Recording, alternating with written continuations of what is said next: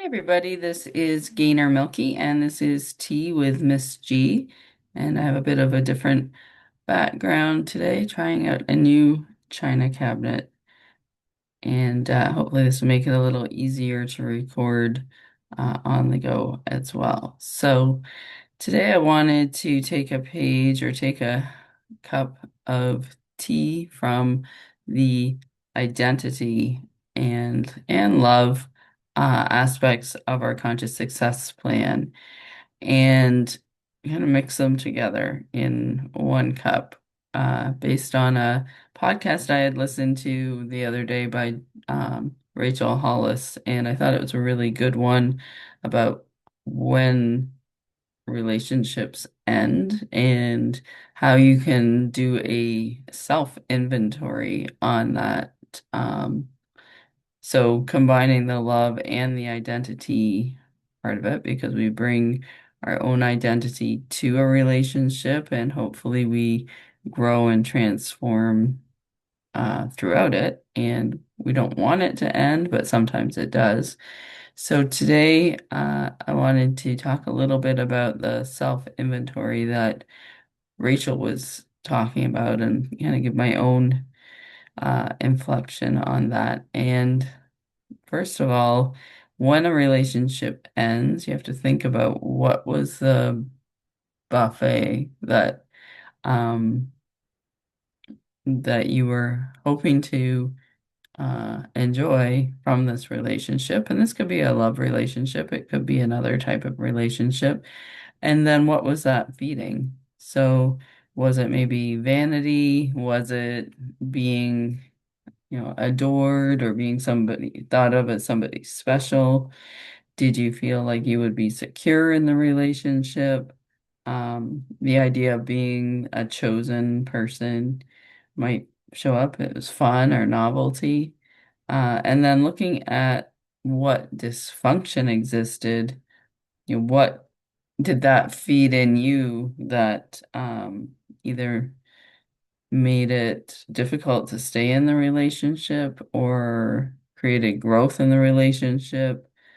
um, or kind of what did that trigger? So the dysfunction versus maybe the trigger or like what you were dining on. So, for example, if you had a relationship where there was lack of respect, what is that really uh, triggering in you? And it might be low self-worth. Why were you attracted to somebody who didn't respect you? Um, Focus on dollars. So if there was somebody that you were in a relationship with who was very focused on money, then there could be a scarcity mindset there. Um, if you had a relationship where you felt like you were being taken advantage of, it could be that you wanted security and got the opposite, so you were not aware of what was actually happening. And then what were the green flags that you saw versus the red flags? And when you put red and green flags together, you get wisdom. So if there were some red flags, the devaluation of you. Um, but then green flags, there may have been times where you were, encouraged and uplifted. You've got to think about what did you learn from both of those sides of the coin? Because no relationship is all good or all bad, just like no people are all good or all bad for the most part.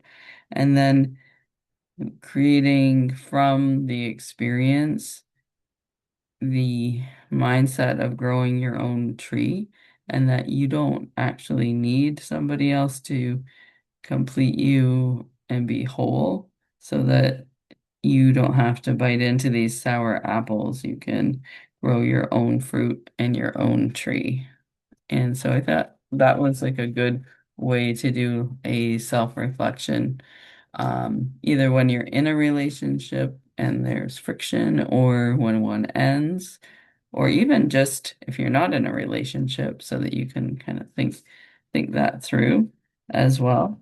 And then you can also think about the end of a relationship as, or the absence of one, as a time to really answer your blank slate question, which is another thing. I've heard this one before, but I thought it was good for Rachel to bring up.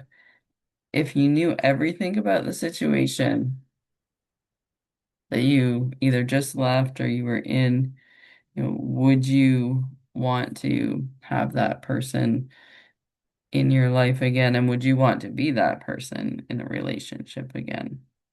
And then why would you choose to hang on to that now? So allowing yourself to move forward after something has ended. And that could also be a job, any type of relationship where we spend a lot of time with people. And then what does taking care of me look like in the aftermath of this type of relationship?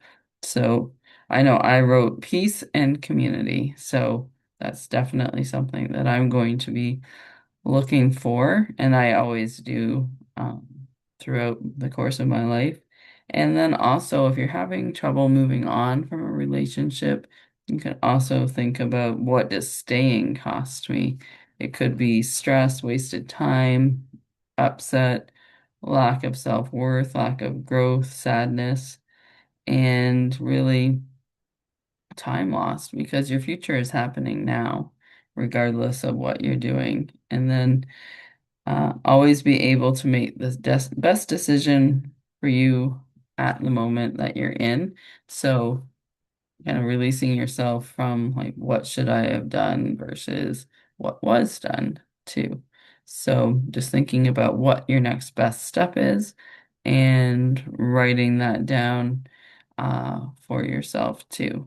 And really, it all comes down to looking at the truth of yourself and the other person, and then being able to take that wisdom and move forward in the world. So hopefully this idea of taking a self inventory and using it to assess love or work, or other relationships, friend relationships in your life that maybe you're experiencing friction with, is helpful. And I hope that you enjoy a little spot of tea as you're working through that, and using maybe a journal or a blog, or even text to voice notes on your phone to kind of capture all of this, because these are good questions to kind of unblock maybe some things that you haven't thought about in a relationship, so that you don't hang on to something that's not